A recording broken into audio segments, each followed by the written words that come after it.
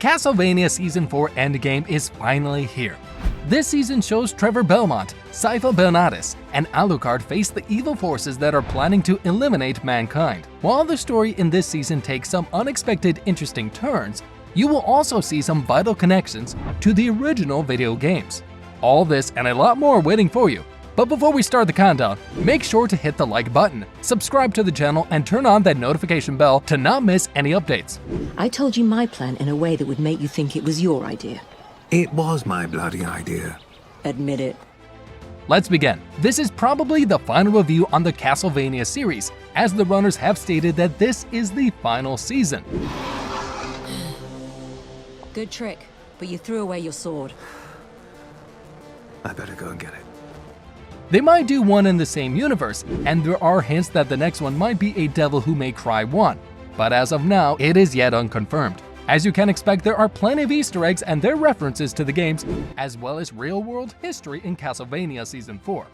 Here are all the details you might have missed. Number 13. Gergoth. If you are wondering about the most dreadful monster of Season 4, think about none other than Gergoth. He was introduced as a boss in Dawn of Sorrow.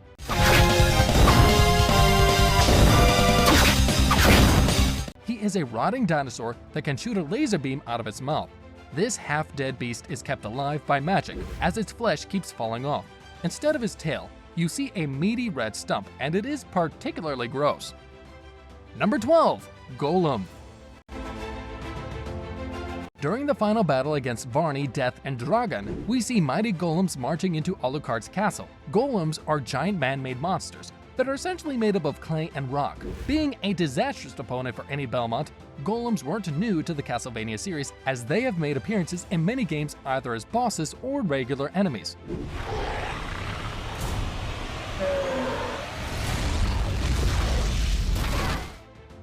Number 11. Hunchbacks.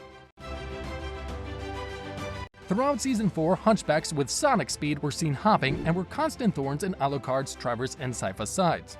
And then you happened. Me? Yes, you. I was nice, and then I met you, and now I'm like you. Oh, so is mine. While these tiny enemies seem like they don't pose a serious threat, they were in large armies attacking in groups, making it harder to keep safe from their blades as they kept hopping around you. These hunchbacks have been a regular of the series since 1986. Number 10. Skeletons. One of the most basic type of enemies in Castlevania games makes its debut. In the first episode of this season, Sypha and Trevor fight these skeleton soldiers who are armed with swords and shields on their way to Targoviste. There are many other kinds of skeleton armies, but throughout the season, Sypha and Trevor have to deal with the regular kind only. Number 9. Rosa. Rosa is a supporting character in Castlevania 64, who does not appear on the show. But Carmela's appearance in the 6th episode with the red dress and a sword in hand reminds us of Rosa's fight in those games. Eat shit. Is this about Dracula? Hector's downstairs if you want someone to kill. I've spoken to Hector. Carmela's chamber is also drenched in blood the same way Rosa's flowers were drenched too. Number 8. Rebus. In Season 4, the Grim Reaper's plan to transport Dracula and Lisa Tepes' souls from hell straight into the body of Rebus, which is an ancient practice in alchemy. And had to steal some clothes. I still feel bad about that. You didn't feel bad about picking that headman's pocket this afternoon. The Rebus is a symbol of great work, which is the ultimate goal of the alchemist. It mainly involves spiritual transformations, the shedding of impurities, the joining of opposites, and the refinement of materials. In ancient alchemy, the rebus represents the reconciliation of the spirit and the matter. It also possesses both male and female qualities. Since this is all out of the viewer's interest, it directly relates to Castlevania Season 4. Spirit that disguises itself to serve power. We saw an old vampire jump through the mirror. It was probably... It all goes back to Saint Count Germain, who was also an alchemist but strayed from his path to find the love of his life. But when he meets a fellow alchemist, which is death in disguise, she tells him that the only way for him to find his true love is to achieve great work. In this case, the great work meant creating a literal rebus, which will act as a vessel for the souls of Dracula and Lisa Tepes. Number 7. Targoviste. In Season 4, we also get a chance to visit the city of Targoviste. The city is a complete disaster after back-to-back battles with Dracula and his vampire gang. Fortunately, the city is in better shape in 2021, located in Romania. Targoviste was also the capital of Wallachia in the 15th and 16th century. Number 6. Dynasty. If you ever look at a map, you'll be surprised to find Dynasty there, as original places as there are several villages named Dynasty in Romania today. Another stunning fact about Dynasty is its reference to the House of Dynasty. You sent me a letter. Yes. Welcome to Dynasty. Which is one of the 2 noble lineages of Wallachia. Are you unaware of the second noble lineage? Well, it's Draculesti, the line that bore Vlad the Impaler, who later became the focal inspiration for Count Dracula. Number 5. Christopher Belmont. There is good news for Castlevania fans. Trevor and Sypha are going to be parents in the original continuity. Human being. Never claimed to be anything else. That doesn't make it better.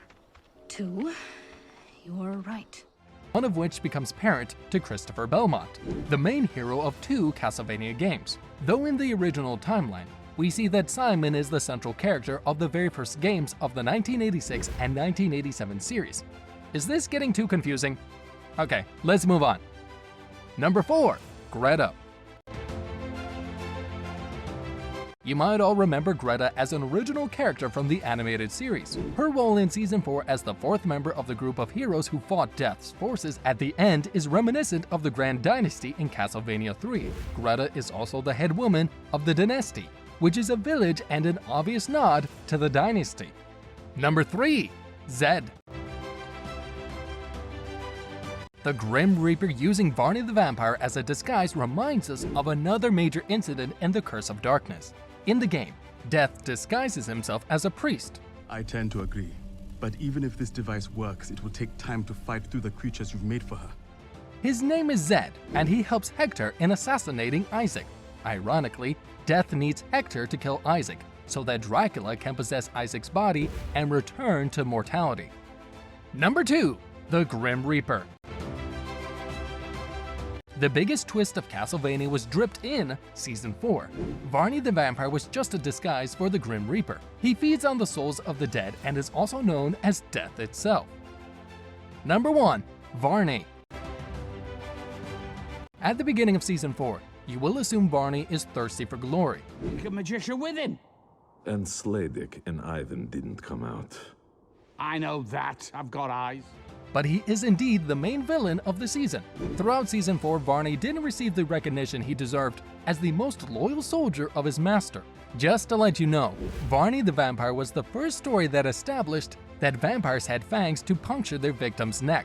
The same character also introduced the many powers that vampires are famous for today. Just like other vampires of his clan, Varney also preys on sleeping women at night. That's all for today. I hope you are surprised to know about these missing Easter eggs in Season 4. Don't forget to subscribe to our channel to see more videos like this in the future. Thanks for watching, and see you in the next video.